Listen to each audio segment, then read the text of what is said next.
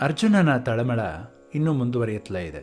ಭಗವದ್ಗೀತೆ ಅಧ್ಯಾಯ 1 ಶ್ಲೋಕ 31ರಲ್ಲಿ ಈ ರೀತಿ ಹೇಳ್ತಿದ್ದಾನೆ. ನ ಚ ಶ್ರೇಯೋನುಪಶ್ಯಾಮಿ ಹತ್ವಾ ಸ್ವಜನಮಾಹವೇ ನ ಕಾಂಕ್ಷೇ ವಿಜಯಂ ಕೃಷ್ಣ ನ ಚ ರಾಜ್ಯಂ ಸುಖಾನಿ ಚ ಕಿಂ ನೋ ರಾಜ್ಯೇನ ಗೋವಿಂದ ಕಿಂ ಭೋಗೈರ್ಜೀವಿತೇನ ವಾ. ಅರ್ಜುನ ಧರ್ಮರಾಯನ ಪರ ಹೋರಾಟಕ್ಕೆ ನಿಂತವನು. ಯುದ್ಧವನ್ನು ನಿಲ್ಲಿಸೋದಾಗಲಿ ಅಥವಾ ನಿರ್ಣಯ ತೆಗೆದುಕೊಳ್ಳೋದಾಗಲಿ ಅದು ಕೊನೆಯದಾಗಿ ಧರ್ಮರಾಯನ ವಿವೇಚನೆಯಂತೆ ನಡಿಬೇಕು. ಇಲ್ಲಿ ಅರ್ಜುನ ತಾನೇ ನಿರ್ಣಾಯಕ ಅನ್ನುವಂತೆ ಮಾತಾಡ್ತಿದ್ದಾನೆ. ಯಾರಿಗೆ ಬೇಕಾಗಿದೆ ಗೆಲುವು ಕೃಷ್ಣ? ನನಗೆ ವಿಜಯ ಬೇಕಾಗಿಲ್ಲ.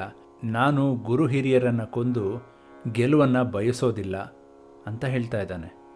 ಈ ಶ್ಲೋಕದಲ್ಲಿ ಅರ್ಜುನ ಮತ್ತೆ ಕೃಷ್ಣ ಅಂತ ಕರೀತಿದ್ದಾನೆ. ಇಲ್ಲಿ ಕೃಷ್ಣ ಅಂದರೆ ಕರ್ಷಣೆ ಮಾಡುವವನು, ತನ್ನ ಸೌಂದರ್ಯದಿಂದ ಆಕರ್ಷಿಸಿ ಉತ್ಕರ್ಷಣೆ ಮಾಡುವವನು ಅಂತ ಅರ್ಥ. ಲೋಕದ ಆಕರ್ಷಣಾ ಶಕ್ತಿಯಾದ ನೀನು ನಮ್ಮನ್ನು ಜೊತೆಗೆ ಈ 18 ಅಕ್ಷೋಹಿಣಿ ಸೈನ್ಯವನ್ನು ಯುದ್ಧ ಭೂಮಿಗೆ ಯಾಕೆ ಎಳ್ಕೊಂಡು ಬಂದೆ ಅನ್ನುವಂಥ ಅರ್ಥದಲ್ಲಿ ಅರ್ಜುನ ಮಾತಾಡ್ತಿದ್ದಾನೆ. ಇನ್ನೂ ಮುಂದುವರೆದು ಅರ್ಜುನ ಹೇಳ್ತಾನೆ, ನಮಗೆ ಈ ರಾಜ್ಯ ಪಡೆದು ಏನಾಗಬೇಕಾಗಿದೆ? ಈ ರಾಜ್ಯವನ್ನು ಪಡೆದು ಭೋಗವನ್ನು ಪಡೆದು ಏನು ಪ್ರಯೋಜನ ಗೋವಿಂದ ಅಂತ. ಇಲ್ಲಿ ಅರ್ಜುನ ಭಗವಂತನನ್ನು ಗೋವಿಂದ ಅಂತ ಕರೆದಿದ್ದಾನೆ.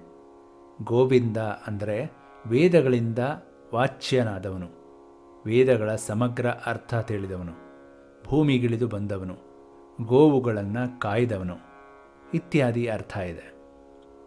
ಕೃಷ್ಣ ಎಷ್ಟೋ ದುಷ್ಟ ರಾಕ್ಷಸರ ಹಾಗೂ ರಾಜರ ಸಂಹಾರ ಮಾಡಿದವ. ಆದರೆ ಎಲ್ಲಿಯೂ ಸಿಂಹಾಸನವನ್ನೇರಿ ಅರಸೊತ್ತಿಗೆ ಮಾಡಿರಲಿಲ್ಲ. ಗೋಪಾಲಕರ ಜೊತೆಗೆ ಸೇರಿ ಗೋವುಗಳನ್ನು ಕಾಯ್ದವನವನು.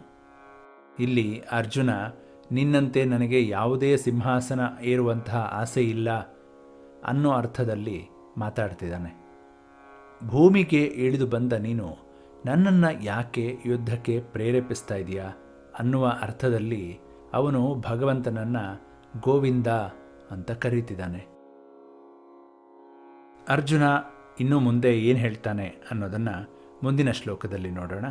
ಅಲ್ಲಿವರೆಗೂ ಎಲ್ಲರಿಗೂ ನಮಸ್ಕಾರ.